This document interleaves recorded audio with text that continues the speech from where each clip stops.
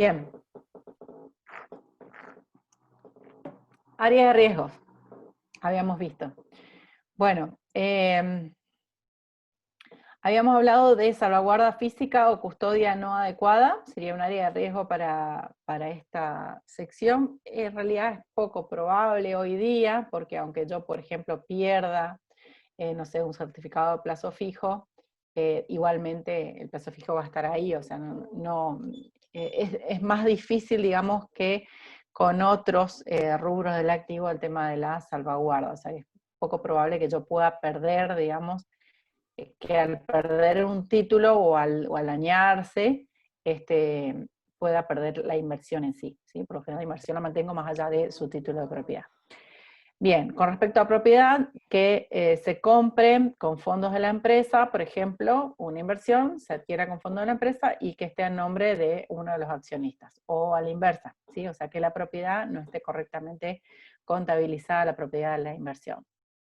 En cuanto puede ocurrir, ¿no es cierto?, que el emisor o el banco, ¿sí?, depositario, donde tenga depositaria de, por ejemplo, el depósito, ¿sí?, o el resguardo documental, tenga algún tipo de problema. Resultados devengados que no estén contabilizados, es decir, que se haya omitido en la registración el devengamiento, ¿no es cierto?, de los resultados generados por las inversiones. La no existencia al cierre de la inversión, es decir, que no se haya contabilizado, ¿sí?, la inversión, especialmente dice en casos, aquellas inversiones de rápida negociación, como puede ser, no sé, quizás una moneda extranjera, ¿sí?, que se haya adquirido moneda extranjera, pero que no se haya contabilizado. Y, bueno, inversiones que pueden exceder el límite legal del artículo 31. Esto ya habíamos visto, el límite del artículo 31, ¿no? Creo que por acá. Acá estaba el límite del artículo 31, ¿sí?, donde habíamos dicho que es lo que la norma nos permite realizar como inversión, ¿sí? Nos permite invertir, límite legal para invertir en otras sociedades, ¿sí?, el 50% de todo lo que sea capital, prima, ajuste, ¿sí?, toda la parte más fija del estado de evolución de patrimonio neto, el 50%. Y todo lo que sea reserva voluntaria, ¿sí?, estatutaria, facultativa, o lo que quedó como resultados no asignados, de esta parte puedo invertir el 100%. Bueno, este límite del artículo 31, como área de riesgo, también puede ser que tengamos inversiones en acciones que excedan este límite legal del artículo 31, entonces ahí tenemos un problema. Bien. Bueno, vamos a entrar más propiamente dicho en el tema de acciones BPP. ¿Habíamos visto algo de esto en la clase pasada o no? Yo lo que me acuerdo es que usted había dicho que no sabía por qué acciones de PP estaba en el medio por ahí, pero no vimos nada en profundidad. Bueno, vamos entonces a repasar, si bien acciones BPP ya se ven conta 4, luego me ha pasado muchas veces que pregunto en auditoría y es como que ya no se acuerdan más nada, entonces vamos a hacer un rápido repaso de lo que es acciones BPP, cómo se contabilizan y cuáles son los problemas que podríamos llegar a tener en la auditoría, ¿sí?, de estas acciones. Bueno, ahí en principio tenemos algunos fragmentos de la RT21, ¿sí?, que es la norma donde se detalla todo el tema de las acciones de BPP. Tenemos las definiciones, dice, de lo que es control y más adelante de lo que es influencia significativa. Yo creo que esto, un repaso rápido, ¿no? Habíamos hablado así en forma como es resumida, de alguna manera, ¿sí?, que existe control cuando tenemos más del 50% de los votos, ¿sí?, de las acciones con derecho a voto, ya sea en forma directa o en forma indirecta a través de otras empresas controladas, ¿sí? Este 50%, más del 50%, se tiene que tener a la fecha de cierre del ejercicio de la empresa controlante, para poder evaluarlo a BPP. Pero dijimos también que podemos evaluar a BPP no solamente cuando tenemos control, sino cuando tenemos influencia significativa. Vimos en algún lado, eso era lo que habíamos visto antes, sé que está acá, sé que esta filmina está corrida del lugar, se la voy a acomodar. Acá. Vemos lo que era influencia significativa, dijimos que por lo general más del 20% de las acciones con derecho a voto es influencia significativa. Pero que no siempre la tenencia accionaria es lo que implica la influencia significativa. Yo puedo tener influencia significativa porque soy, por ejemplo, el principal proveedor, el principal cliente, o porque tengo algún tipo de poder político, por así decirlo, para intervenir en las decisiones políticas o operativas de la empresa, ¿sí? Y en ese caso tengo influencia significativa sin tener este 20% de las acciones con derecho a voto. Bueno, no importan los porcentajes, sino que cuando tengo control o influencia significativa, tenemos que evaluar esas acciones o esa tenencia accionaria a su valor patrimonial proporcional. O sea, en resumen, ¿sí? Menos del 20% vamos a evaluar las acciones al costo, más dividendo. En el caso de que sean acciones con cotización, van a ser a su BNR. Y cuando tenga entre el 20 y el 50% hay influencia significativa, voy a evaluarlo al BPP, y cuando tenga más del 50% ya decimos que hay control y también voy a evaluarlo al BPP. En todos estos casos, ¿sí? Ya sea influencia significativa o control, lo que voy a tener que presentar son estados contables consolidados. ¿Ustedes saben lo que significan estados contables consolidados? ¿Vieron en estados contables? Puede ser que sean Estados Unidos, digamos, donde se segrega la transferencia entre las empresas, que se presentan las mismas en el Sí, mismo cuadro de estados, digamos. claro, es como que yo tuviera un subconjunto. ¿Se acuerdan de conjuntos en matemática? En la primaria que hablaban conjuntos, ¿sí? Como que yo tuviera un subconjunto dentro de un conjunto. O sea, dentro del conjunto de los estados contables de mi empresa, yo tengo un subconjunto que son los estados contables de la empresa emisora, ¿sí? Es como que la empresa tenedora o inversora es una empresa que incluye en sus estados contables los estados contables de la empresa emisora, ¿sí? Eso sería una definición ejemplificativa de lo que serían estados contables consolidados. Y en estos estados contables consolidados habla la RT21 que se tienen que eliminar las transacciones entre la empresa emisora y la empresa inversora, ¿sí? Porque estos resultados no trascienden a terceros, y al no trascender a terceros es como que no son, no son resultados reales, sino que son resultados entre ellas. Entonces los resultados entre ellas de alguna manera se eliminan para hacer, digamos, eh, para hacer los estados contables consolidados. Bien. Hablando de repasar un poquito BPP, yo quiero ir a...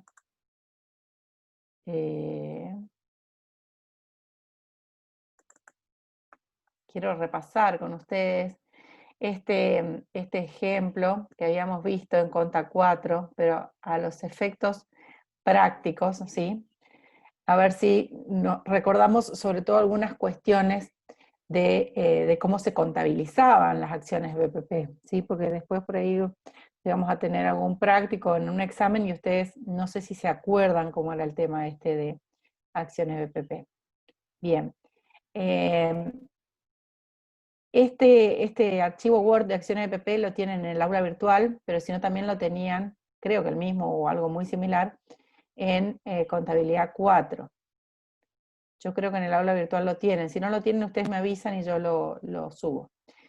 Pero bueno, la idea con esta aplicación práctica era de entender las distintas cuentas que estaban involucradas dentro de el rubro de inversiones en acciones BPP, ¿sí?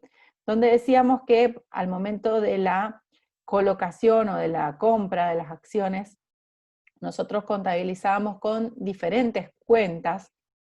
A ver si repasamos. Una era acciones BPP básico, ¿se acuerdan? ¿Qué representaba el BPP básico? Y esa es la variación por si no, la BPP, digamos, la evaluación, en realidad, la evaluación según el estado contable. Exactamente, o sea, lo que tomamos con el BPP básico era el porcentaje de la tenencia sobre el patrimonio neto contable, ¿sí? ¿Se acuerdan de lo que era acciones BPP mayor valor?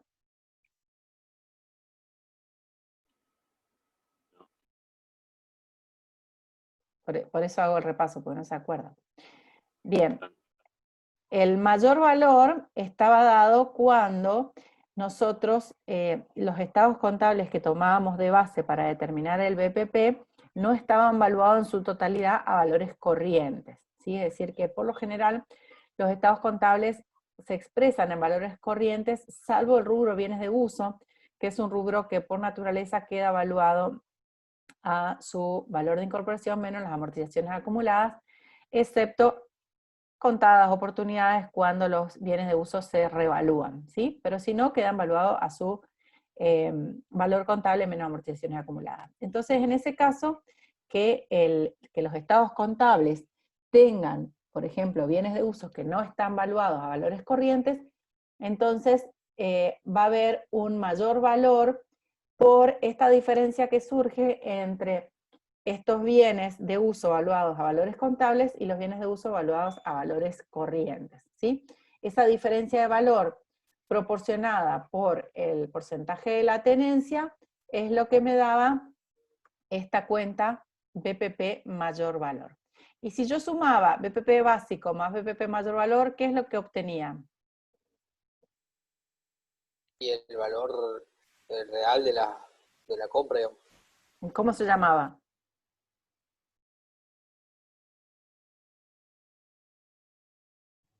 ¿No se acuerdan? El BPP total, le decíamos, ¿sí? El BPP total era el porcentaje de la tenencia sobre el patrimonio neto corriente, es decir, todo el patrimonio neto evaluado a valores corrientes, incluyendo los bienes de uso. Ese era mi BPP total, ¿sí? Vamos a ver acá los cálculos como para que recuerden. En este caso, el patrimonio neto contable era 90.000, ¿sí? Está acá pintadito amarillo. Ese era el contable.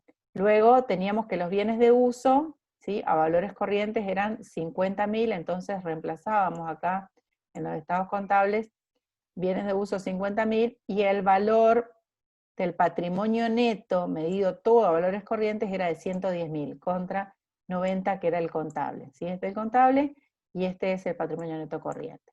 Si yo calculo 60% que era la tenencia accionaria sobre 110, me da 66.000, que es el BPP total, es decir, todo sobre valores corrientes.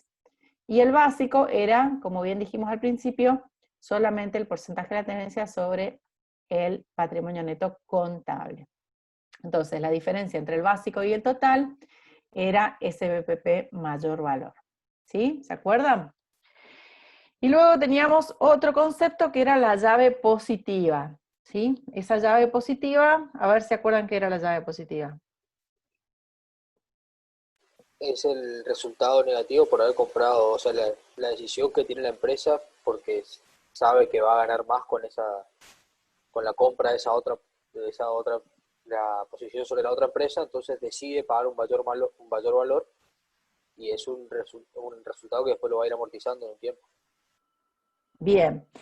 Esa diferencia, entonces, ¿cómo calculábamos esa llave positiva? ¿Diferencia entre qué y qué? Entre el BPP total y el valor de pago. Exactamente, entre lo que pagaba por las acciones y el valor patrimonial proporcional total, ¿sí? Lo que vimos recién, los 66.000. Es decir, en este caso, la diferencia entre 66.000 y 80.000, que es lo que se pagó, son los 14.000 de llave positiva. Y la llave positiva ocurría cuando yo pago por la tenencia accionaria más de lo que valen con expectativas a obtener beneficios futuros. Por eso se llama llave positiva. Tengo expectativa de obtener beneficios futuros y se calcula, la RT21 da ciertos parámetros para calcular esa vida útil, por así decirlo, que va a tener esa llave positiva, el periodo durante el cual vamos a ir amortizando, ¿sí?, la llave positiva y considerando el resultado negativo que va a surgir, digamos, de la amortización de esa llave positiva cuando la vayamos amortizando, ¿sí? También podríamos llegar a tener, esa llave positiva también se llamaba plusvalía, ¿sí? O también podríamos llegar a tener una llave negativa. La llave negativa era cuando nosotros, en lugar de pagar más por la tenencia accionaria de lo que vale, pagamos menos de lo que vale esa tenencia accionaria por el porcentaje, digamos, de la tenencia con respecto al patrimonio neto de la empresa emisora, pagamos menos considerando de que esa empresa puede llegar a tener pérdidas o gastos futuros, ¿sí? Entonces, considerando esas pérdidas a futuro, es que consideramos pagar menos de lo que vale la inversión. Y otra vez la diferencia va a estar dada considerando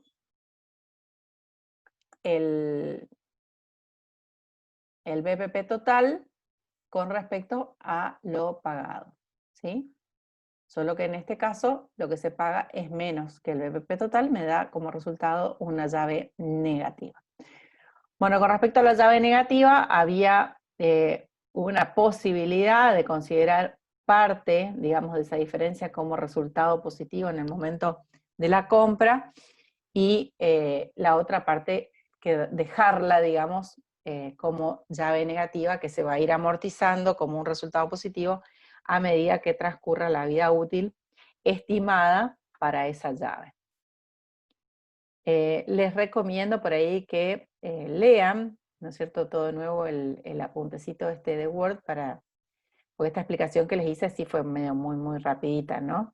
O sea, no sé si se acuerdan con el solo hecho de haberlo mencionado. Un poco más, sí. Sí, tengo que leerlo un poco más Un profundo, poco pero más, digo, un poco más que nada, digamos. Poco más que nada. Bueno, Claro. la idea, yo por más que se lo doy así de forma rápida, ustedes saben que ustedes estando en cuarto año y cursando auditoría de estados contables, tienen que saber todo lo que se dio antes, ¿no? O sea, no pueden decir, no, eso era de contabilidad 4, yo ya no estudié. Ustedes tienen que saber todo, ¿sí? Todo evaluación, todo inversión, entonces no hay excusa. Entonces por eso es que se los vuelvo a proponer como elemento de estudio para que vuelvan a recordarlo, porque luego vienen las preguntas en el examen y dicen, no, esa parte no estudié.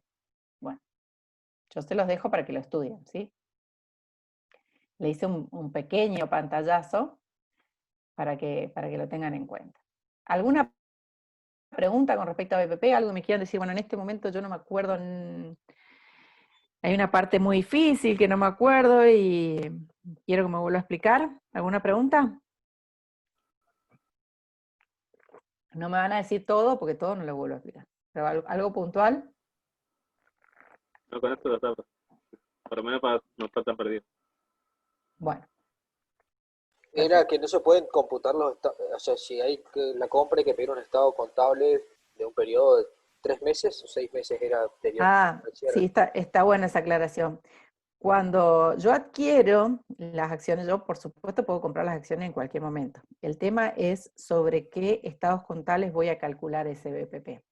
Si yo al momento de la compra transcurrieron como máximo 3 meses desde el cierre de los estados contables de la empresa emisora, yo puedo utilizar los estados contables así como están, ¿sí? Es decir, sin requerir a la empresa emisora que realice otros estados contables para que yo pueda determinar el valor de la inversión, ¿sí? Profe, Sí. una cosita, había también algo de que si el porcentaje era menor al 20% y si algunos integrantes del directorio o algunos integrantes tenían como poder de decisión, también se podrían tomar como influencia significativa. Había también algo de eso era más teórico, obviamente.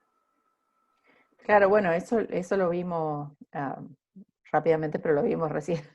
Digamos acá cuando vimos influencia, esto está acá en la filmina, sí. Cuando Okay, vemos acá influencia significativa, ¿sí? Dice que se okay. presume que la empresa inversora tiene el 20%, pero la empresa inversora puede demostrar bien la inexistencia de tal influencia aunque tenga el 20%, o puede demostrar que tiene la influencia significativa, la existencia de influencia significativa, aunque no tenga el 20%. Ok, aquí no lo había escuchado esa parte. Gracias, profe. Bien. Siguiendo con lo que les estaba diciendo con respecto a las fechas de los estados contables, si no existe una diferencia de 3 meses, o sea, hasta un máximo de 3 meses entre la fecha de cierre de los estados contables de la empresa emisora y la compra de las acciones de la tenencia accionaria, yo puedo utilizar los estados contables así como están. Si cuando compro la tenencia accionaria ya pasaron más de 3 meses con respecto al cierre de los estados contables de la empresa emisora tiene que preparar estados contables especiales para que la empresa inversora pueda evaluar su tenencia accionaria, ¿sí? Porque en 3 meses es mucho lo que puede haber variado el patrimonio neto de una empresa, ¿sí? Eso es a tener en cuenta, digamos, al momento de evaluar. Hay otra cuestión que también teníamos en ese mismo resumencito, si ustedes lo leen hasta el final, que teníamos que tener en cuenta para calcular esta tenencia accionaria, teníamos que tener en cuenta si todas las acciones eran ordinarias o si había acciones preferidas. También teníamos que tener en cuenta si todas las acciones estaban en circulación o alguna de ellas no estaban en circulación, porque todo eso me modificaba el porcentaje accionario. Hay otra cuestión que también me modifica el porcentaje accionario, que es cuando tengo aportes irrevocables, ¿sí? Cuando existen aportes irrevocables en la empresa emisora, entonces esos aportes irrevocables también van a modificar la tenencia accionaria, entonces hay que tenerlo en cuenta al momento de determinar cuánto es el porcentaje a calcular para determinar el BPP, ¿sí? Bueno, todas esas cuestiones las repasan un poquito más. Y vamos a ver un poquito lo que es la parte de objetivos de auditoría comparado con las pruebas que hay que hacer con respecto a este rubro inversiones, ¿sí? Yo quisiera poner esto un poquito más grande. Ahí. Bien.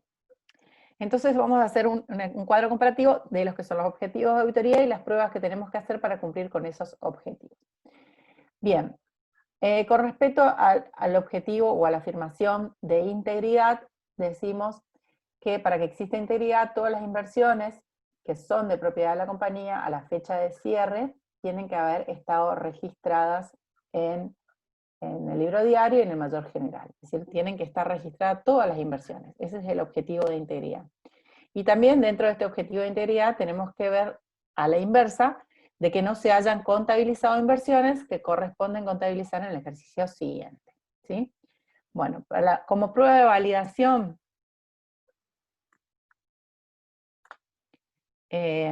para este objetivo, asegurarse que todas las inversiones estén incluidas en los registros contables. Para ello vamos a tomar arqueos, ¿sí? Y con los arqueos de todo lo que es la parte documental vamos a verificar en los registros contables. También sirve y es muy útil como prueba de validación las circularizaciones o confirmaciones directas de terceros, por ejemplo con los bancos, con respecto a plazos fijos o a otras custodias que pueda tener el banco como títulos públicos, acciones, ¿sí? Todo lo que podamos, digamos, solicitar confirmaciones directas de tercero, por lo general una confirmación de tipo a ciegas, ¿sí? Para verificar si la empresa puede llegar a tener inversiones que no están contabilizadas en los estados contables. Con respecto a exactitud, que tiene que ver también con integridad, ¿sí? Pero habla de exactitud de los montos, las transacciones y los saldos de las inversiones son matemáticamente exactos, están basados en importes correctos, han sido clasificados en las cuentas apropiadas y han sido exactamente resumidos y registrados en el mayor general. Verificar que los saldos registrados sean matemáticamente correctos y estén basados en montos correctos. Bueno, por ejemplo, en estos casos tenemos que tener en cuenta, por ejemplo, si la empresa ha adquirido acciones con cotización que tienen dividendos a cobrar, ¿sí? Verificar de que se haya contabilizado correctamente y segregadamente la parte que corresponde a la inversión de la parte que corresponde al dividendo a cobrar, ¿sí? Entonces verificamos los saldos contabilizados de que sean matemáticamente correctos. Asimismo, como vimos recién, por ejemplo en BPP, tenemos que verificar o recalcular si la tenencia accionaria, verificar si está bien contabilizado como acciones de BPP básico, mayor valor, ¿sí? Que se hayan devengado, ¿sí? El mayor valor, el valor llave, ¿sí? Todas estas cuestiones, digamos, de cálculo, hay que verificar, por ejemplo, que se haya devengado correctamente el plazo fijo, ¿sí? Que se haya devengado, Profesora, sí. ahí en el caso de las BPP, Uh-huh. todos los años le voy a tener que ir a pedir a la empresa en caso que difiera el periodo de cierre más de 3 meses, le tengo que ir a pedir a la empresa que haga un estado contable nuevo, ¿no es cierto? Un estado contable especial, digamos, para el cálculo de esas BPP. Al Para, cierre, sí. En claro, principio es al momento de la compra, pero luego lo que vas a tener sí, en cuenta después es al el cierre, cierre. por eso, al cierre, si hay una diferencia de 3 meses, cierra en junio, yo cierro la empresa cierra en diciembre, la empresa que se posee la influencia va a tener que hacer un estado especial para la empresa, ¿no es cierto? Sí, Para la que la emisora tiene que, ya va a ser, digamos, de manera continua, ya va a ser una cuestión normalizada de que la empresa emisora realice estados contables especiales para la inversora. Pero ahí la diferencia de tiempo es entre cierre de una y cierre de la otra. Al principio es entre cierre de la emisora y el momento de la compra. Pero luego en la evaluación periódica, es decir, a la fecha de cierre, lo que tenés en cuenta es la diferencia entre cierres de ambas. ¿Sí? Pero sí, Perfecto, ya, gracias. después ya se vuelve, digamos, de alguna manera rutinario que la empresa emisora va a tener que hacer todos los años un balance, un estado contable especial, digamos, para la empresa inversora. Sí, y de hecho lo hacen. Bien, entonces, por ejemplo, estas cuestiones, ¿no es cierto?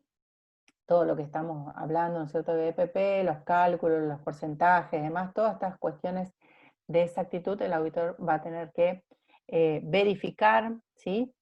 Para, o sea, volver a calcular para ver que esté matemáticamente correcto y esté basado, dice, en montos correctos, sobre todo cuando tengamos en el ejercicio la incorporación, es decir, la nueva incorporación de alguna inversión, ¿sí? Cuando en el ejercicio tenemos una inversión que es nueva, decimos un alta de una inversión nueva, vamos a tener que verificar la correcta contabilización de esa alta, ¿sí? Por ejemplo, de que contenga todos los gastos necesarios, ¿sí? De que no se hayan activado gastos que no correspondía activar, etc.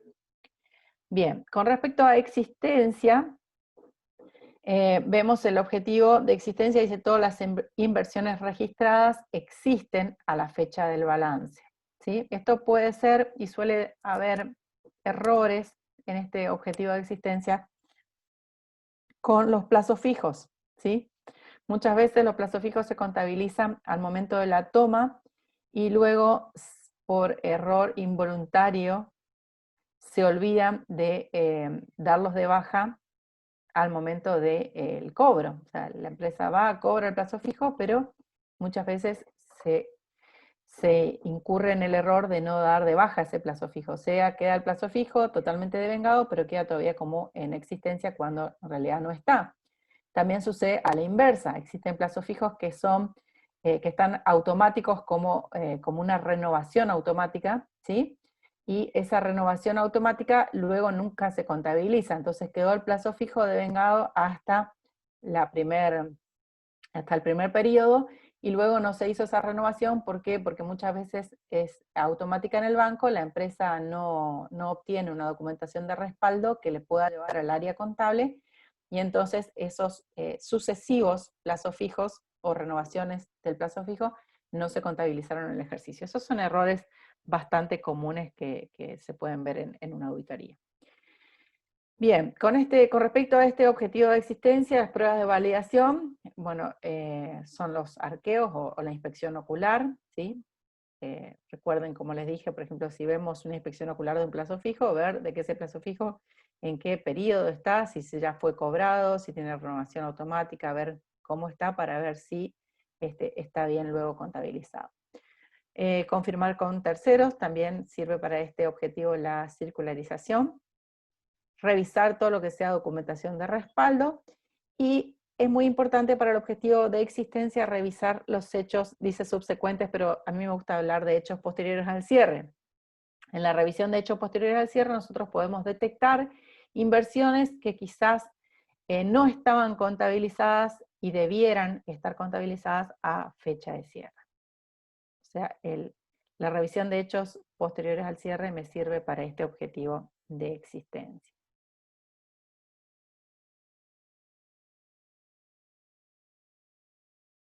Esperen ¿qué pasó acá? Ahí está. Bien.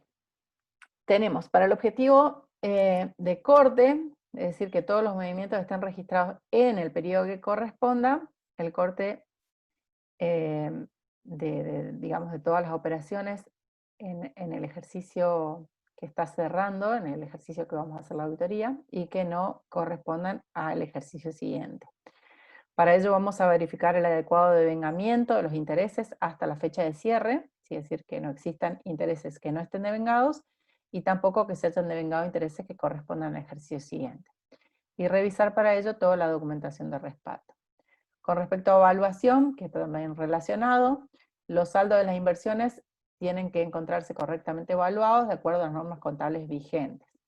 Para el objetivo de evaluación, nosotros vamos a tener que discriminar de qué tipo de inversiones se tratan, porque vimos que se evalúan de manera diferente las inversiones cuando se trata de inversiones en acciones con cotización, en acciones sin cotización, inversiones en títulos públicos, inversiones en moneda extranjera, inversiones en cajas de ahorro, ¿sí? Las inversiones BPP, ¿sí? Entonces, cada caso vamos a ver cómo se evalúan. Ahora voy a hacer una especie de cuestionario. Verificar los devengamientos, revisar la evaluación a las cotizaciones a las cotizaciones de mercado a la fecha de cierre, y también considerar el test de recuperabilidad, que no es otra cosa que comparar todas estas evaluaciones con su valor recuperable de activo. Bueno, ahí con respecto a evaluación, a ver, los voy a mirar un ratito. A ver si están todos ahí, los que están sin cámara, si se quieren poner visibles un ratito. Vamos a repasar un poco el tema de la evaluación de inversiones. Florencia, Marisa, Melanie, si pueden activar sus cámaras, Belén, Fiorella. Bueno, ¿por qué quiero verlos? Porque después, si bien a la mayoría los tengo bastante registrados, hay algunos que por ahí se me confunde el rostro con nombre. Bien, entonces vamos a hacer un pequeño repaso así entre todos de las distintas formas de evaluación, ¿sí? De las distintas inversiones. A ver, ¿quién me tira una inversión y vemos cómo se evalúa? Plazo fijo. Plazo fijo, bueno, ¿cómo se evalúa en plazo fijo?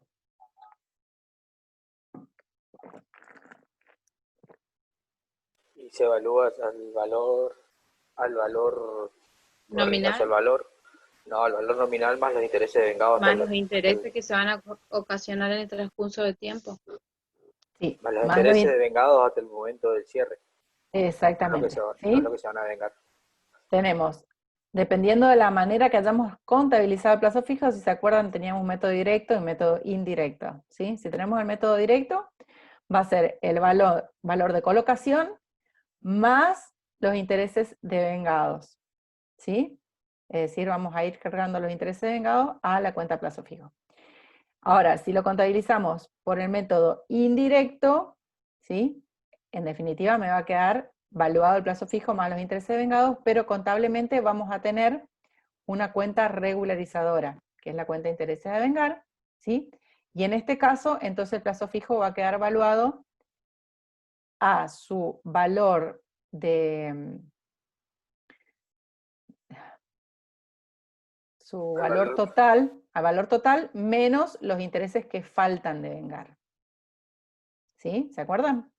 Cuando decíamos para el método indirecto, contabilizamos el plazo fijo por el valor que vamos a retirar, el valor que vamos a cobrar al final del plazo, menos lo que quede de la cuenta regularizadora, ¿sí? Es decir, los intereses a devengar. ¿Sí? De cualquiera de las dos maneras, en forma conceptual, el plazo fijo queda evaluado al cierre por valor de colocación más los intereses devengados hasta la fecha de cierre.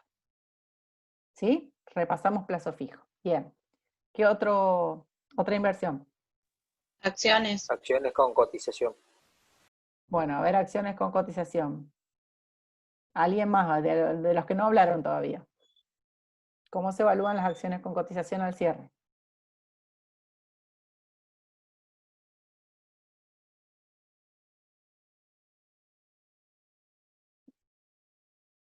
Si nadie participa, voy acá por nombre, ¿eh?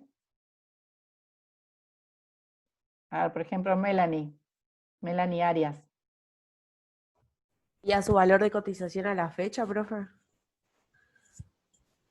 Casi. ¿Qué más tenemos que tener en cuenta aparte del valor de cotización?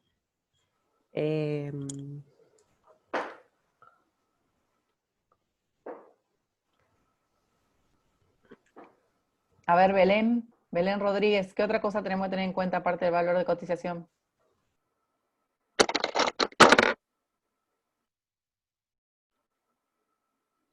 No me acuerdo, profe. Estoy buscando el Valor Power. El Sara, ¿puede valor ser? neto de realización. Valor neto de realización, dijo Fiorella. Valor neto de Sí. realización. Bien, las acciones con cotización se evalúan al cierre a su valor neto de realización. Entonces, del valor de cotización que dijo Melanie, ¿cómo llegamos del valor de cotización al valor neto de realización? ¿O cómo De sus calculamos? resultados, ¿Eh? ¿Perdón? reconociendo los resultados. No. ¿Cómo calculamos el BNR? Hay que contar los gastos necesarios para la venta.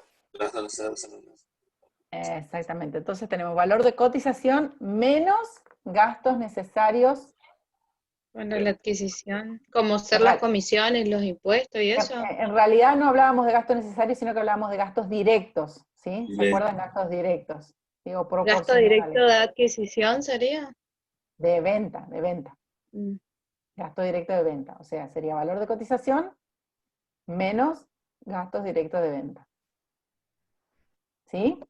Ese sería el BNR en caso de acciones con cotización. Y ahí tenemos la forma de evaluar al cierre. Y cuando medimos al momento de la incorporación al activo, estas acciones con cotización pueden llegar a tener dividendos a cobrar. ¿Qué se hacían con esos dividendos a cobrar? Hay que segregarlos. Claro, que se real sacarlo. Claro, se segregan, se sacan, digamos, del valor de la inversión y se contabilizan como crédito. ¿Cupones ¿sí? no corridos? ¿Sería eso? Es la corporación. Sí, es cupones, hablamos de ¿Cupones cupones más corridos? en títulos públicos. ¿sí? Ah. Sí, el término cupón viene a ser lo mismo, ¿no? Pero el término cupones se utiliza más, o por lo menos yo tengo más la costumbre de utilizar cupones para títulos públicos y dividendos a cobrar para acciones con cotización, ¿sí? Es también lo mismo Bien, decir, hablando por de los ejemplo, que títulos son públicos, a ver,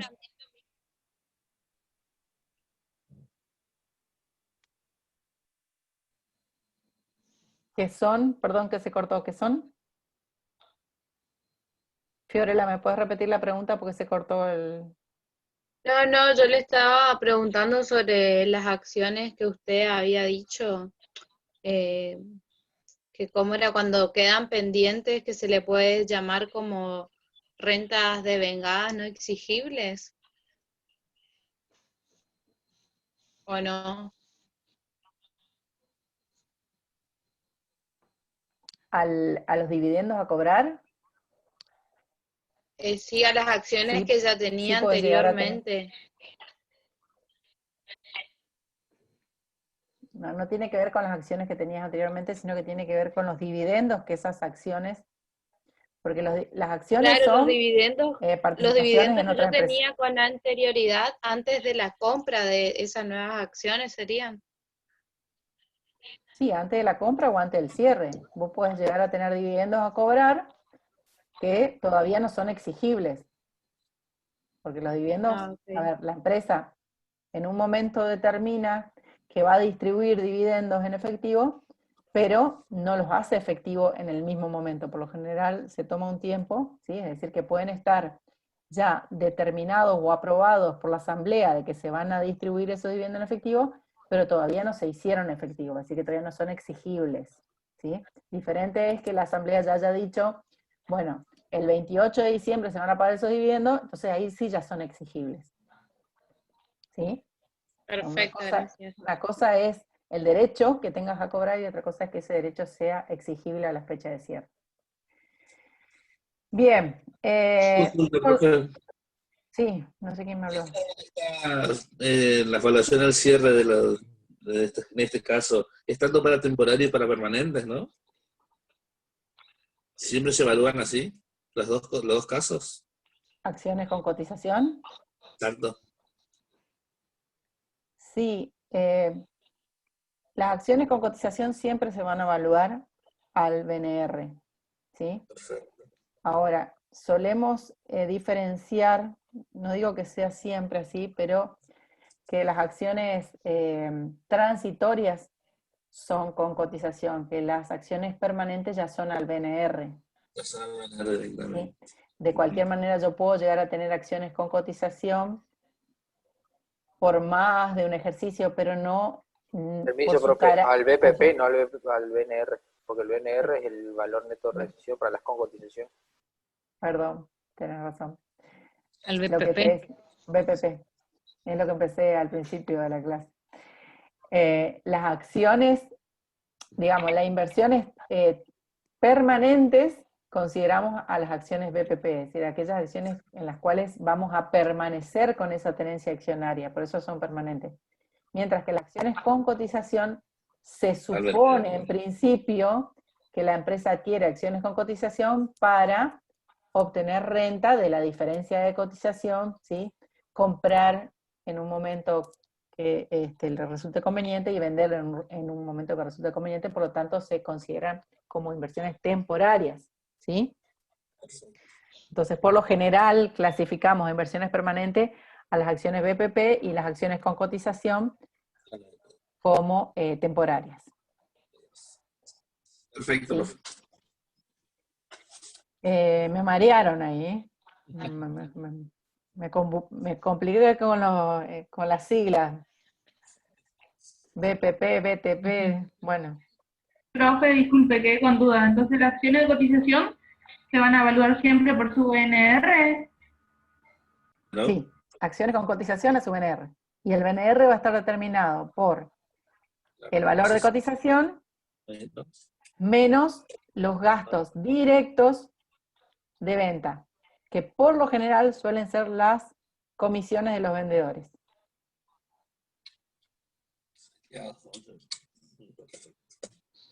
¿Sí? Bueno, ¿qué otra inversión tenemos? Títulos públicos con cotización. Títulos públicos, bien. ¿Cómo se evalúan los títulos públicos al cierre? El valor neto de realización. Sí, es decir, lo mismo que vimos con las acciones, tenemos un valor de cotización Las y acciones. gastos directos de venta, o sea que determinamos un valor neto de realización de la misma manera, valor de cotización menos gastos directos de venta. Y lo que tenemos que tener en cuenta, aparte, digamos, o diferenciado o discriminado, es los cupones de renta, es decir, la parte de los intereses devengados hasta la fecha de cierre. ¿Sí? ¿Qué otra inversión tenemos? Por favor. Obligaciones negociables. Obligaciones negociables. Alguien dijo por ahí caja ahorro. Ya las cajas de ahorro dijimos que no las consideramos más en inversiones, por lo insignificante de la renta. Ah, serían inversiones, pero no sé si lo consideran así. No, ya están directamente en caja de banco. A ver, dos cuestiones. Vamos a diferenciar de lo que era antiguamente de lo que es ahora. Antiguamente la caja de ahorro era más bien, no era tan líquida, es decir, no se podía, creo que había un límite de extracción de 3 extracciones por mes, una cosa así. No se podía extraer en cualquier momento de la caja de ahorro. Y aparte tenía un interés que era considerable. Ahora ese interés es muy mínimo, o sea que no es muy improbable que una empresa invierta en una caja de ahorro, o sea, no es el ánimo, digamos, la caja de ahorro no tiene el ánimo de inversión. Y por otro lado, que ya no tiene esa rigidez que tenía antes, porque ahora se puede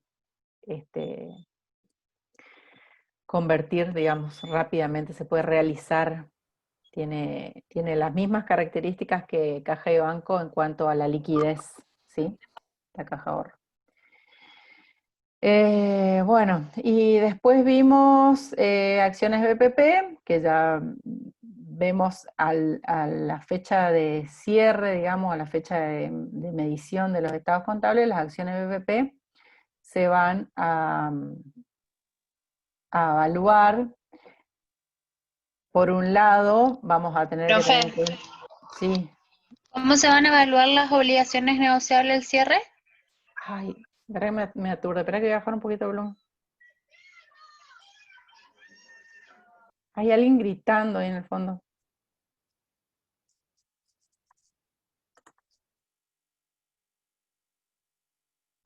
Estoy haciendo macana.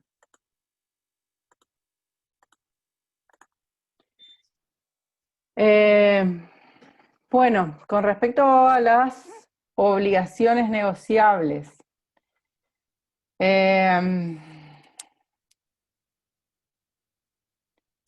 Para serte sincera, Florencia, no tengo en este momento tanta información.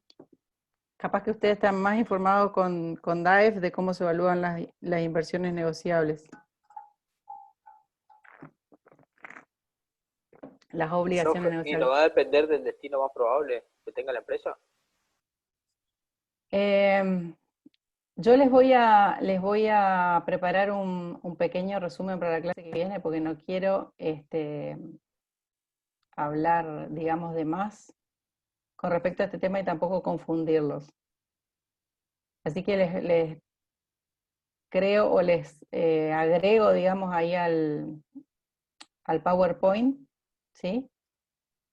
La parte de obligaciones negociables, porque la verdad que en ese sentido estoy como atrasada, digamos, con la información que está cargada, digamos, en inversiones. ¿Commodities, profe? Commodities también. Sí, son todas, digamos, situaciones de inversión más actuales, y mi PowerPoint quedó así como con lo más común, lo más viejo, ¿sí? Lo que se venía usando antes. Y todo este tipo de inversiones más actuales que ustedes ya ven ahora en DAEF o en Administración Financiera, no está actualizado. Voy a actualizarlo. Bueno, gracias. Sí. Se considera también moneda extranjera inversión, ¿no?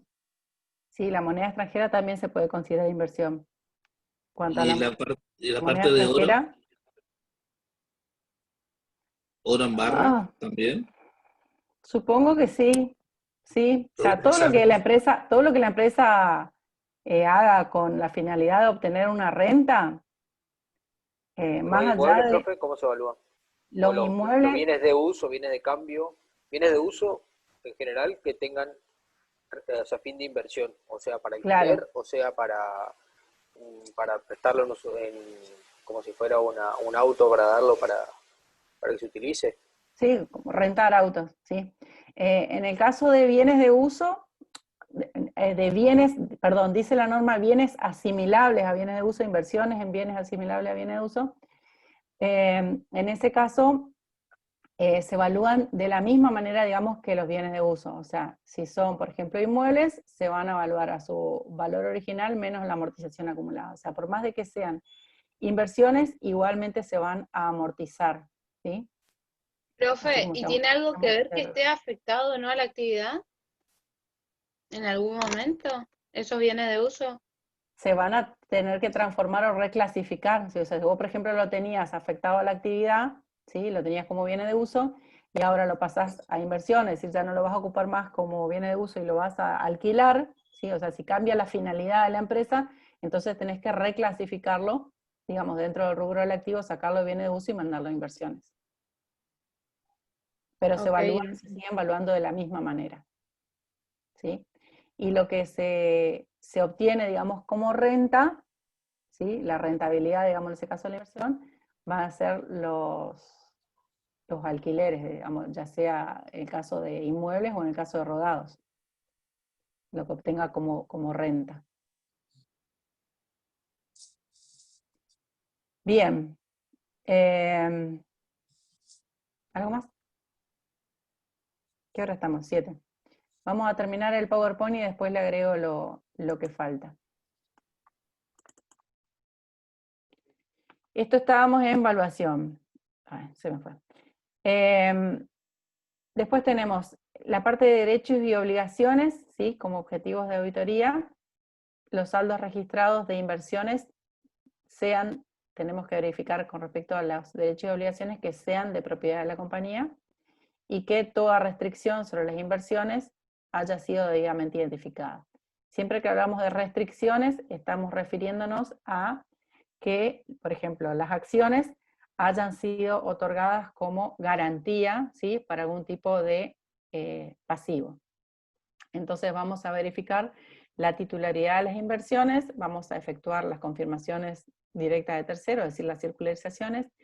Vamos a examinar convenios de préstamos para determinar si existen restricciones a la disponibilidad de inversiones. Es decir, las restricciones van a estar en los contratos, ¿sí? de préstamos recibidos por la empresa, si por ejemplo un préstamo bancario que tenga como cláusula una garantía prendaria, por ejemplo, sobre un lote accionario, o que tenga una garantía hipotecaria sobre un inmueble, ¿sí? Entonces ahí vamos a ver la restricción.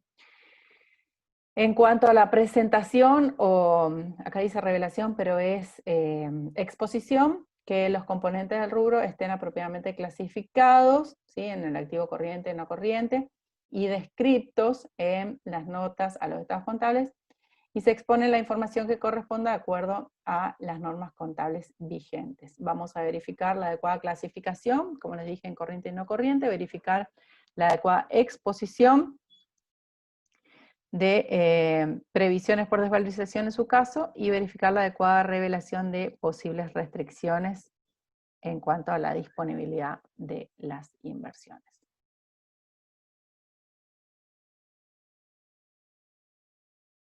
Bueno, ahí está. Bueno, en cuanto a la validación, siempre que hablamos de validación, ustedes tienen que tener en cuenta, validación es refrendar o estar seguro de los saldos al cierre. Si cuando decimos validación del rubro, estamos diciendo que verificamos de que los números expuestos en los estados contables, en el rubro, en este caso inversiones, estén correctos. Para ello, entonces, para validar el rubro, vamos a hacer la inspección ocular, ¿sí? De todo lo que tenga documento de titularidad, ¿sí? Acá vemos los objetivos de integridad, existencia, en la parte de los derechos y obligaciones de las inversiones. En cuanto a la obtención de confirmaciones directas de terceros, que son las circularizaciones, ¿sí? Podemos tener o asegurarnos el objetivo de integridad, de existencia, ¿sí? También los derechos y obligaciones. Y con respecto a la comprobación matemática y los reprocesos de cálculo, verificamos el objetivo de exactitud. Vamos a revisar todo lo que sea documentación de respaldo referida a inversiones, revisar todos los hechos posteriores al cierre, ¿sí? Ven que está así como muy desactualizada, está mi Filmina. subsecuente se decía antes, ahora hablamos más de hechos posteriores al cierre después de la RT17. Y revisar que los devengamientos sean adecuados, ¿sí? Todo lo que sea intereses devengados al cierre, rentas, ¿sí? Devengadas al cierre, resultados por, ahí está mal escrito, inversiones BPP, que también estén correctamente calculados al cierre. Con respecto a acciones BPP y los resultados, recuerden ahí cuando vuelvan a ver ese apuntecito que cuando la empresa inversora, ¿sí? Perdón, cuando la empresa emisora generaba resultados positivos, ¿sí? Esto generaba a su vez una diferencia de evaluación en las acciones BPP, ¿sí? Porque un resultado positivo aumenta el patrimonio neto de la emisora y por lo tanto aumenta la inversión BPP. Y cuando ese resultado positivo se distribuía o, por ejemplo, se utilizaba para pagar honorarios a directores y síndicos, esa distribución de resultados también iba a modificar el valor de la inversión BPP, disminuyendo, ¿sí? Porque al salir del patrimonio, los resultados, por ejemplo, en dividendos en efectivo, ¿sí? Salen de patrimonio, bajan el valor del patrimonio neto y por lo tanto disminuye el valor de la inversión BPP. Vamos a ver, bueno, el adecuado devengamiento, ¿sí? Que tiene que ver con el corte y la evaluación. Revisar la evaluación de las cotizaciones al cierre en el mercado, dependiendo del tipo de inversión, ahí vemos evaluación. Y el test de recuperabilidad, que como les dije es verificar de que ninguno de estos activos evaluados, así como vimos, supere su valor recuperable. Y luego verificar la adecuada exposición en corriente o no corriente y las restricciones a la disponibilidad que esto pudieran tener algún tipo de inversiones.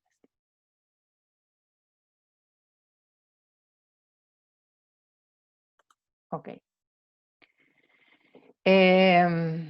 Bueno. ¿Preguntas hasta acá?